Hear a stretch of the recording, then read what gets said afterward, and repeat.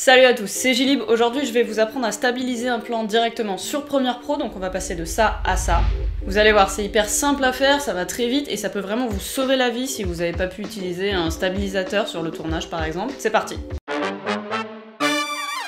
Alors, on se retrouve dans Premiere Pro, j'ai quelques plans juste là, vous allez peut-être en reconnaître certains de ma vidéo sur le 85 mm 1.8 de Sony. On va commencer avec un plan qui est assez simple à traiter, qui a juste quelques tremblements, comme ça on va voir un peu comment ça fonctionne. Donc il faut savoir que dans Premiere Pro, tout va se passer sur l'effet stabilisation, qui s'appelait aussi stabilisation de déformation sur les anciennes versions de Premiere. Donc vous allez aller dans votre panneau effet, vous tapez stabilisation, et vous allez glisser l'effet directement sur votre plan. Donc là il va se passer plusieurs choses. Si on revient dans nos options d'effet, on a vu qu'en fait il y a une analyse qui est faite par Premiere Pro de toutes les images de votre plan. Et il faut aussi savoir que si vous modifiez la durée de votre plan à un autre moment du montage, Premiere Pro va devoir réanalyser toutes les images, donc ça va prendre pas mal de temps. Donc la meilleure chose à faire, c'est quand même d'appliquer l'effet stabilisation plutôt à la fin de votre montage pour pas avoir à réanalyser les images 50 fois. Quand vous appliquez l'effet stabilisation, il peut aussi se passer une deuxième chose, c'est que vous allez avoir un conflit si jamais vous avez déjà appliqué un effet d'échelle ou un effet de vitesse sur votre plan. Donc là votre stabilisation elle va pas fonctionner, donc pour régler ce problème là il suffit d'imbriquer votre plan. Vous allez faire un clic droit sur votre plan et faire imbriquer et créer une nouvelle séquence imbriquée. Vous faites OK et là en fait c'est comme si vous aviez mis votre plan dans une petite boîte qui était à la bonne taille et à la bonne vitesse par rapport à votre séquence, et vous allez appliquer l'effet stabilisation directement sur la petite boîte et du coup l'effet va fonctionner. Si vous voulez réaccéder à votre plan original, vous avez juste à double cliquer sur la séquence, vous la retrouvez d'ailleurs dans votre projet juste là. Du coup le plan qui est à l'intérieur de votre séquence imbriquée il peut encore changer. Moi ici j'ai une séquence qui correspond à mes images, donc il n'y a pas de problème. Donc il y a une analyse qui a été faite et une stabilisation dans la foulée. On va aller voir un petit peu l'effet stabilisation de plus près. Vous voyez que par défaut le pourcentage de l'effet est appliqué à 50%,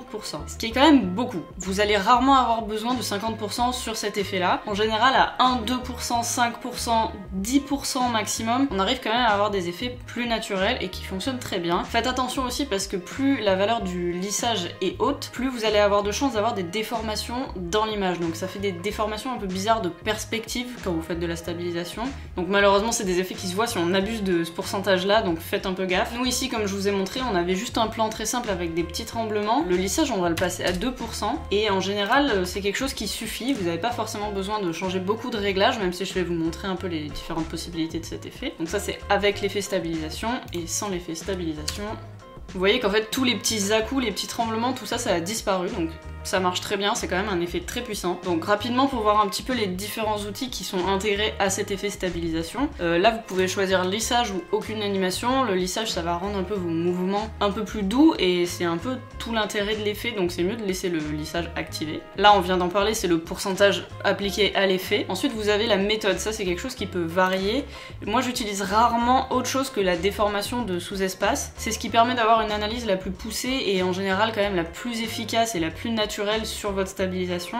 Mais quand vous n'arrivez pas à vous débarrasser un petit peu des artefacts et des déformations de perspective dont je vous parlais tout à l'heure, vous pouvez essayer d'autres méthodes. Donc position, échelle et rotation ou perspective. C'est trois méthodes d'analyse et de stabilisation différentes. Selon votre type de plan, ça peut être bien quand même de tester un peu les différentes méthodes, ça c'est à vous de voir. Mais en tout cas, par défaut, la déformation de sous-espace en général, c'est quand même ce qu'il y a de plus efficace. Vous allez aussi pouvoir remarquer que Premiere Pro va cropper dans vos images quand vous allez appliquer une stabilisation. C'est tout simplement parce que le but de la stabilisation, c'est que Premiere va analyser vos images, il va repérer certains points qu'il va essayer de garder toujours au même endroit. Donc pour ça, il va déplacer votre plan pour essayer de garder les mêmes points aux mêmes endroits. Donc faites attention quand vous savez que vous allez devoir stabiliser certaines images en post-production, essayez de prendre un peu plus large, prenez en compte ce petit crop qui va être inévitable quand vous allez appliquer une stabilisation. Pour vous montrer, je vais vous montrer sur le deuxième plan par exemple, j'applique une stabilisation, là je vais laisser à 50% juste pour vous montrer que par exemple si je change le cadrage, vous voyez là on demande à Premiere de stabiliser, recadrer et ajuster l'échelle de notre plan. Si on fait juste stabiliser et recadrer par exemple, vous allez voir qu'il y a des barres noires qui apparaissent tout autour. Donc forcément quand on veut un effet un peu propre, on va laisser le cadrage avec l'échelle auto. Synthétiser les contours, ça veut dire que Premiere va essayer de recréer les pixels qui sont au bord de l'image et recréer des contours. C'est rarement nécessaire, c'est rarement très efficace,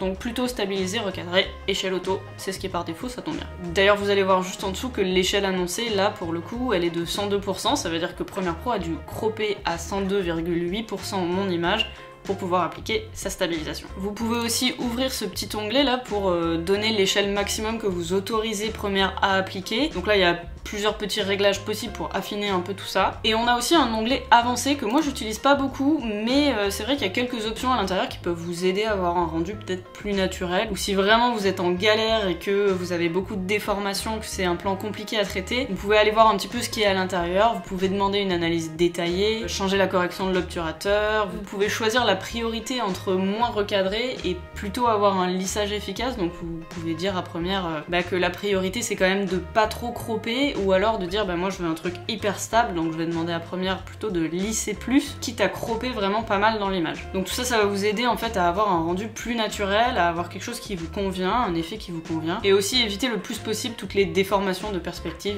et d'image. Alors évidemment, plus votre plan il est stable au moment du tournage, plus ça va être simple pour première d'appliquer une stabilisation naturelle. En général, ça va commencer à être compliqué quand vous faites des mouvements dans la profondeur de l'image. Là par exemple, j'ai une image où je marche et qui bouge énormément. Vous voyez qu'il y a pas mal de tremblements, et surtout moi je vais dans la profondeur, dans la perspective de l'image. Vous allez voir que là, si j'applique une stabilisation, ça va être beaucoup plus compliqué. Je vais peut-être la mettre autour de 10% pour essayer, voir ce que ça donne, et je vais faire un rendu. Voilà, donc vous voyez bien là que les déformations elles apparaissent beaucoup plus, et ça va être beaucoup plus compliqué de s'en débarrasser. Un des trucs assez efficaces, c'est quand même d'utiliser plutôt l'option position plutôt que déformation de sous-espace, parce que tout simplement l'analyse elle va être moins poussée, et parfois c'est plutôt une bonne chose, ça va pas trop affecter vos perspectives, donc ça c'est pas mal. Baisser le lissage aussi le plus possible, et après on va juste espérer que ça marche. Donc là vous voyez que c'est pas un rendu super naturel, mais quand même on gagne en stabilité par rapport au plan de base. Essayez de bien utiliser et d'essayer plusieurs options aussi avec cet effet, parce qu'il y a moyen de sauver beaucoup de plans. Et je voulais aussi vous parler d'une autre technique sur Premiere Pro pour gagner un peu en stabilité, ça va être de ralentir vos plans. Donc si jamais votre caméra le permet, essayez de tourner en 100 images par seconde ou 60 images par seconde même par exemple, et ralentir un petit peu la vitesse de votre plan en post-production, parce que ça c'est quelque chose qui marche très bien. Je vous mettrai un exemple d'avant-après. Il suffit de passer à 80% ou si vous voulez baisser un peu plus à 60% par exemple, la vitesse de votre plan, pour gagner énormément en stabilité et en fluidité. Donc selon vos plans, si vous avez la possibilité, c'est quand même une bonne technique. Si vous combinez ça avec une petite stabilisation en plus dans Premiere Pro, ça peut vraiment vous sauver la vie. Voilà, c'est terminé pour ce petit tuto rapide. Moi c'est un effet qui m'a vraiment sauvé la vie plus d'une fois, donc j'espère que ça vous servira. N'hésitez pas à laisser un petit j'aime et un petit commentaire si vous avez une question surtout. Vous pouvez aussi vous abonner et activer les notifications si vous voulez voir d'autres vidéos dans ce genre là. Nous on se revoit très vite pour la prochaine.